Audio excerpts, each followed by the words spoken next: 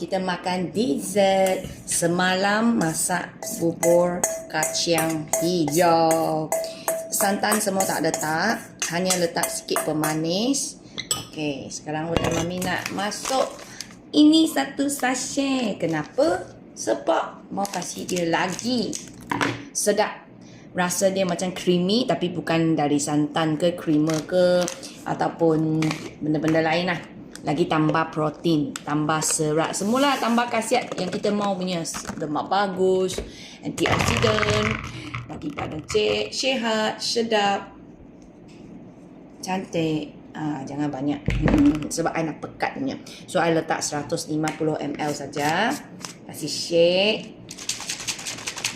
Siapa suka makan dessert punya, korang masak je. Korang punya kacang-kacang bubur-bubur ke apakah, letak ini. Sangat sedap. Okay. Waktu Mami pilih ini sebab dia ada sedikit manis manja. Walaupun I lah letak ada sedikit pemanis sebab waktu tadi dah satu periuk sudah dia letak pemanis. So dia dah memang dah manis sikit lah. So tambah ni lagi sedap creamy. Paling penting lagi seimbangkan dia punya khasiat. So sarapan pagi ni sudah settle dengan dua benda ini sahaja. So badan perlu punya karbohidrat, protein, serat, minerals, banyak-banyak punya itu antioksidan, semua sudah ada. Okay, korang nampak tak? Oh my god, macam ni kita makan mesti kenyang lama ni. Nanti nak senaman lagi, so mesti tak pancit, tak lapar, boleh concentrate senaman.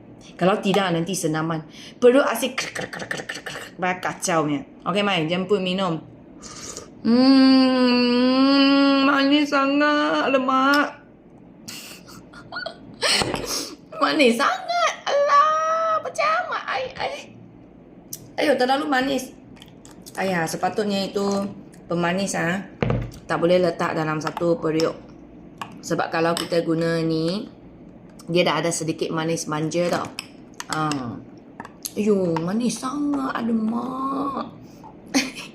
Orang kata tak cukup manis, bagi saya sudah terlalu manis. Okay, sudah okay sikit. Lebih baik kalau korang nak letak ni, sebelum korang tambah kan, jangan tambah pemanis dulu.